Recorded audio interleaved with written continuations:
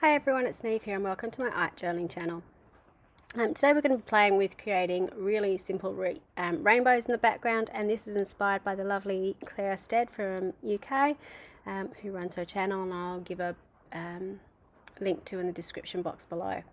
So Claire has been doing lots and lots of rainbows in her journals and it looks amazing, and she's using a wide brush and rainbow colours. It's a bit of a folk art technique, I suppose, where you load up your brush and use it in different directions on your page over and over again. So I'm using my Dina Wakley paints to do this, and I've used the ruby, tangelo, lemon, lime, ocean and orchid to create my rainbows, and you can sort of see they blend really nicely together. They're a really lovely bright color on the page and stand up really well. Obviously if I'd done it on white paper it would stand up more than doing it on my craft paper, but you know, it still works, still get that effect. Just be really careful that you don't overbrush when you're doing this. You want to have those lovely lines on your page. The stencil I'm using is actually one I cut myself using a silhouette machine, just lots of big circles on it and the art down the bottom. So cut your own stencils if you've got the machinery or the equipment to do it. It's fun to have stuff that you made yourself. Because I couldn't bear to throw out paint, I decided to use all my excess on my next page.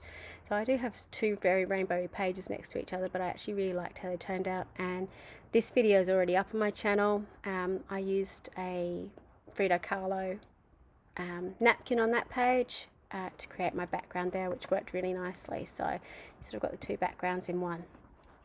So once I've finished with my circles and once I've made sure they dry, I'm just going around with a white pen to highlight them, bring them out from the background using really scratchy lines.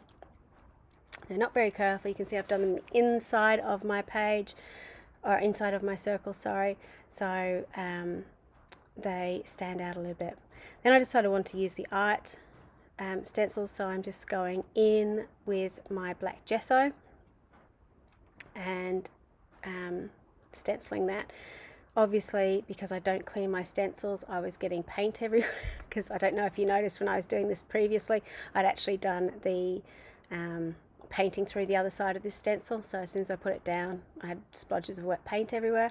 So, you know, if you want to clean your stencils and not create a mess like me, I totally understand that. I'll continue to do me, make a mess everywhere. Now I'm just going in with my white pen to draw in my drop shadows on this, and I am actually drawing on the inside of my black. So in the close-up you'll probably see that I've just left like almost a millimeter of black there and drawn within that, so it really sort of pops on the page and sticks out. And once I've done this, it's like, right, that's nice, but what am I going to do over the top of it? So I went through my stacks of magazine collage bits and pieces that I've cut out in the background to find an image, and this is one that sort of fitted into the space as well. So I suppose there's two things to consider when you're doing magazine collage. One, will it fit?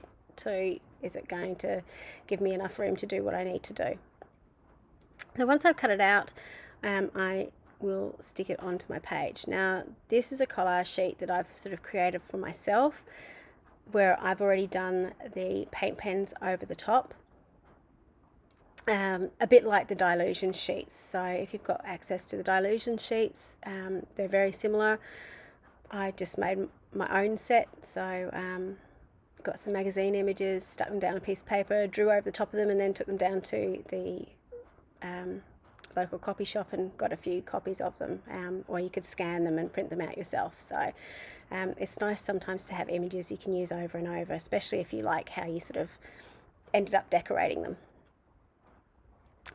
Once I had finished, I decided I wanted to put something underneath, but it didn't quite work the way I wanted to. So I'm using my red paint to hide my mistake, and then I went back in and wrote what I needed to write. So art saves my sanity is what I ended up writing.